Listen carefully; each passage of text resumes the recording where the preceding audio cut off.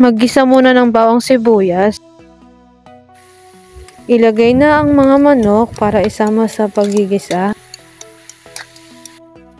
Lagyan na rin ng pamintang durog or powder.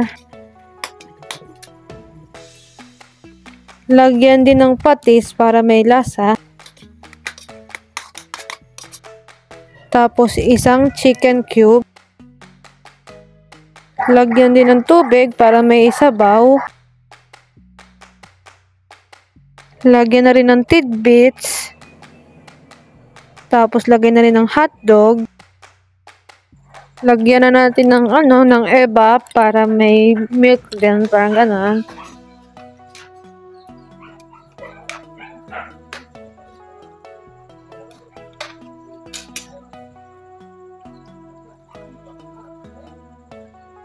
Tapos na iluto ang pininyahang manok.